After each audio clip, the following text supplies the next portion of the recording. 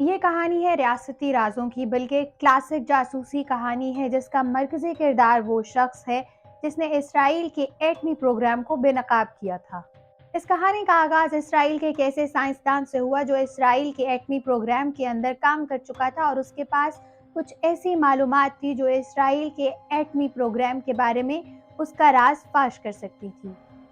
یہ 1950 کے اواخر کی بات ہے جب اسرائیل نے صحرائے نیگیو میں خفیہ طور پر ڈمونا جوہری ری ایکٹر کی تعمیر کا کام شروع کیا تھا۔ سن 1962 اور 64 کے دوران اسرائیل نے صحرائے نیگیو میں اس ری ایکٹر کو ایکٹیویٹ کیا۔ اس دوران تل ابیب نے جوہری تحقیق سے فائدہ اٹھانے کے لیے فرانس کی مدد حاصل کی اور اس ری ایکٹر سے جوہری ہتھیاروں پر کام شروع کیا۔ سن 1980 کی دہائی میں دنیا کی توجہ ڈمونا ایٹمی پلانٹ کی جانب مبذول ہوئی۔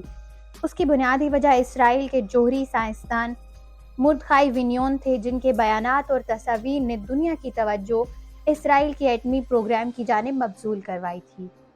وینیون مراکش میں پیدا ہوئے اور 9 برس کی عمر میں اپنے خاندان کے ہمراہ اسرائیل منتقل ہو گئے، جہاں بعد میں انہوں نے اسرائیلی فورسز میں ملازمت اختیار کی اور انہیں کیپٹن کا رینک ملا، اور بعد میں انہیں ڈمونا ری ایکٹر میں تعینات کر دیا گیا تھا۔ 1980 کی دہائی میں وینیون نے اسرائیلی پالیسیوں کی مخالفت کی اور 1982 میں لبنان کے خلاف جنگ پر تنقید بھی کی۔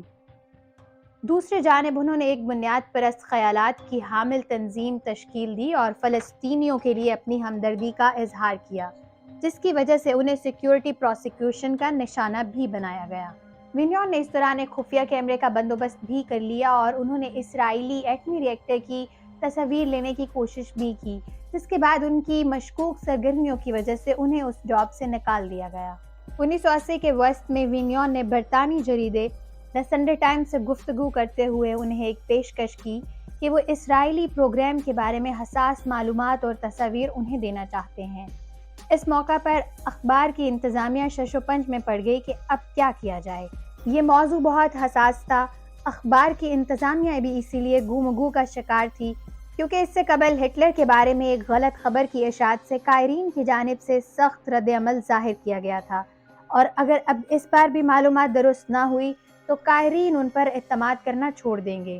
سنڈے ٹائمز کی انتظامیہ نے وینیون سے حاصل ہونے والی معلومات کی تصدیق کے لیے تصاویر ایٹمی امور کے ماہر شخص کو دکھائی، جس نے اس بات کی تصدیق کی کہ یہ تصاویر بالکل صحیح ہیں۔ ماہر نے اس بات کی تصدیق بھی کی کہ اسرائیل کے پاس کم از کم 200 ایٹمی وار ہیڈز موجود ہیں۔ موساد اسرائیلی خفیہ ایجنسی کو جب اس بات کا پتہ چلا کہ وینیون کی سرگرمیاں کیا چل رہی ہیں تو وہ اس بات پر خاصا پریشان ہوئے، اور اس کے بعد انہوں نے ایک خاتون ایجنٹ کو ہائر کیا جن کا ٹاسک یہ تھا کہ وہ وینیون کے ساتھ تعلقات بڑھا کر انہیں قربت میں لے کر آئیں گی، اور اس کے ساتھ ہی وہ ان کو روم میں لے کر آئیں گی۔ جب وہ اس چیز میں کامیاب ہو گئی تو وہاں سے وینیون کو اغوا کر لیا گیا اور اس کے بعد انہیں اسرائیل منتقل کر دیا گیا۔ سنڈے ٹائمز کی انتظامیہ نے اس دوران دھماکہ کر دیا جس نے دنیا بھر کی توجہ اسرائیل کے خفیہ ایٹمی منصوبے کی طرف موڑ دی۔ اخبار نے وینیون سے حاصل ہونے والی تمام ویڈیوز اور تصاویر اپنی خصوصی اشاعت میں شائع کر دیں۔ اس حوالے سے مزید ویڈیوز دیکھنے کے لیے وزٹ کیجیے ہماری ویب سائٹ urdunews.com۔